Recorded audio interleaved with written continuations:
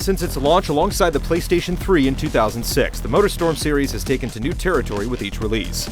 Pacific Rift ventured outside the original game's dusty deserts and into the jungle, while the snowy tundra permeated the PSP spin-off, Arctic Edge. MotorStorm Apocalypse keeps this tradition strong, but represents the greatest departure from the familiar so far. Rather than sending race cars into the wild, nature comes to the drivers, and it utterly devastates the new urban environment.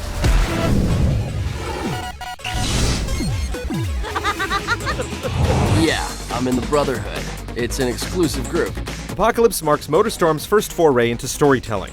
Racing through crumbling cities hardly demands explanation, but this is a more experimental effort for developer Evolution Studios. Motion comic cinematics detail 3 separate stories, each focusing on drivers of various statuses within an organized racing ring. None of these small, contained yarns are particularly interesting, although to their credit, each tries something different. When you're boosting, hold the boost, kid. More efficient. All at once, huh? The first follows a rookie racer, which serves as the perfect excuse to show you the ropes. Gruff guys and well-endowed women explain the basics while cracking jokes, and the overall goofiness disguises the complete lack of an actual plot. The tone shifts drastically in the second story, which kicks it up a notch with bad breakups, brutal beatings, and characters getting killed. What once seemed to be purposefully bad dialogue transforms into plain old bad voice acting. This doesn't make any sense, man! And the melodrama doesn't jive with what we've just gotten used to. The tales are too short to invest any emotion into anyway, and the memory of the macho characters evaporates the instant a race starts.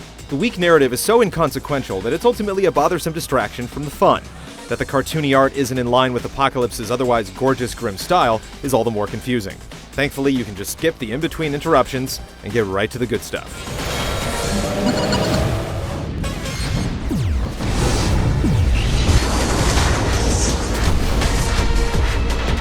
The unpredictability of the end of the world is equal parts frustrating and refreshing. Not having any control over the changes in the environment is what makes MotorStorm Apocalypse so thrilling, even after restarting a race for the first or 15th time. As tracks change, memorization becomes more important than quick reflexes. Make no mistake, you will crash in Apocalypse, a lot. Everything moves so quickly that it's tough to avoid the dense debris. It's a sensational feeling to narrowly avoid a new obstruction, but losing at the last minute because of it incites controller-crushing rage. Multiplayer borrows a lot from the single-player game naturally, but it has its own set of distinct features. Both components use the same main match types, the standard race for first place, and elimination, where the last-place racer gets knocked out every few seconds. Multiplayer also employs a perk system that isn't seen in the solo game. Perks allow you to equip unlockable modifiers, which give vehicles lengthier boosts, better grip, and other enhancements. This gives you a leg up against human opponents. As you win races, wreck opponents, or hit huge hang time, you'll earn coins to level up and access newer, better bonuses. The glue holding the world together doesn't give in to quakes and storms online though, so the tracks don't change. It's a jarring move toward the tame. The core racing is still excellent, but you'll spend as much time waiting in lobbies as you do on the track. Players have plenty of time to peruse their progress meters and browse parts unlocked from leveling up while the game organizes itself between races. The wait can take a lot of wind out of your sails if you're in the mood to just stomp on the gas pedal. Another infamous MotorStorm problem Apocalypse suffers from is spotty online matchmaking. Low-level racers get lumped into lobbies with top-tier racers. This leads to a lot of eating everyone else's dust. The counterweight is the new wager system, which lets players bet on their success against a selected opponent. The better the driver, the higher the experience points pay off if you place ahead of them. It's hardly a game-changing system, but those of us who can't place on the podium can revel in small victories versus rivals.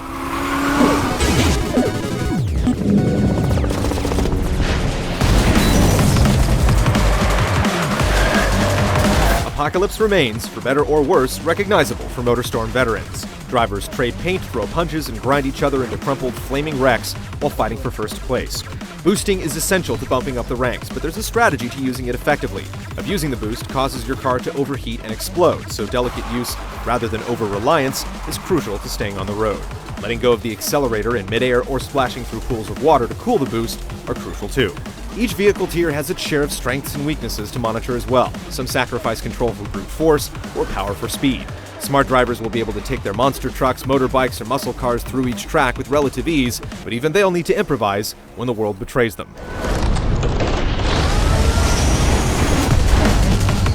Landslides, earthquakes, thunderstorms, and tornadoes absolutely ravage racetracks. These environmental effects aren't just for show. Splitting roads create new paths, crashing buildings block routes you've come to rely on, and ruthless winds hurl objects into competitors. By the third lap of a race, tracks are nearly unrecognizable from their original forms. Subtlety isn't important to these scripted events. Set pieces wait for the right time, so you see its entire destructive splendor.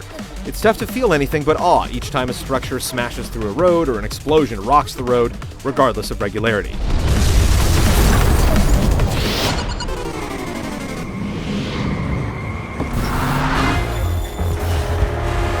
Of all the MotorStorm games, Apocalypse seems best suited to the metal and grunge tunes of earlier entries. It's dark and harsh, yet it takes a sharp turn with its music. Apocalypse trades angst for the horns and strings we'd expect in a film score. Keep your MP3 player nearby if this isn't your thing. With so many things falling apart and burning to bits, it's tough to take in the scenery on the first run. Explore alternate routes or pause to take photos, and it becomes abundantly clear. MotorStorm is putting the PlayStation hardware through its paces. It's an exceptionally beautiful game, not in spite of its desolate setting, but because of it. The impressive particle effects such as dust, rain, and wind really sell the end of days aesthetic.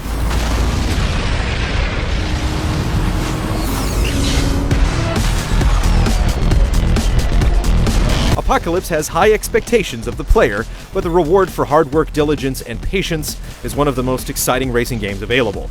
Even with the lingering issues, this is MotorStorm at its most extravagant, at its most intense, and at its absolute best.